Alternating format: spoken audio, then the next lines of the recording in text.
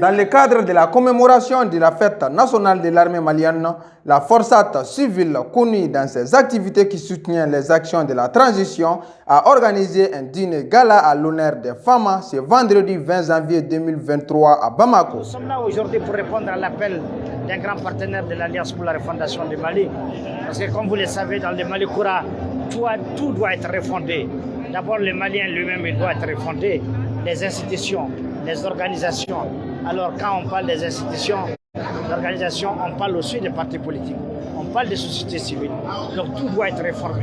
Donc c'est dans ce cadre de cette refondation globale et générale du Mali qu'il est nécessaire que l'Alliance pour la refondation du Mali et la forçate civile ont vu les jours pour répondre à la volonté régulièrement manifestée de la majorité des Maliens de bâtir un Mali Koura avec des instruments nouveaux, avec un esprit nouveau, avec une dynamique nouvelle qui est vraiment encadrée par l'esprit vraiment de recherche de la dignité et de l'indépendance totale de notre pays.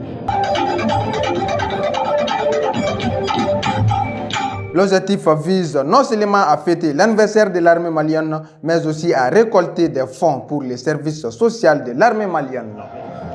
L'objectif de la soirée n'est d'autre que certainement fêter l'anniversaire des 62 ans de l'armée malienne, aussi récolter des fonds pour faire des dons au service social de l'armée. Vous l'aurez remarqué, ces derniers temps, nous faisons beaucoup de dons aux veuves et orphelins militaires.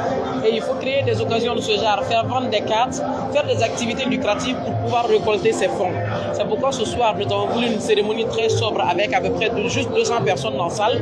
Mais les 200 personnes ont acheté des tickets pour pouvoir faire des dons. Donc c'était en quelque sorte pour récolter des fonds, faire des dons aux veuves et orphelins militaires.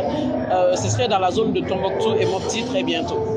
Je demanderai à l'ensemble des Maliens d'accompagner les autorités de la transition, son Excellence le colonel Assimi Goïta, à donner une lettre de cadrage à la transition. Il s'agit du respect de la souveraineté du Mali, le respect des choix stratégiques et la défense des intérêts du peuple malien. Je pense que nous devons tous nous retrouver dans cela, raison pour laquelle nous devons accompagner notre armée, nous devons accompagner les autorités de la transition pour que l'avènement du Mali Koura soit une réalité. Un peuple, un but, une fois ensemble pour les Mali.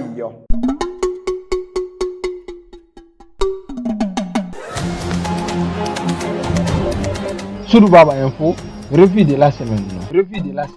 Doudou Baba.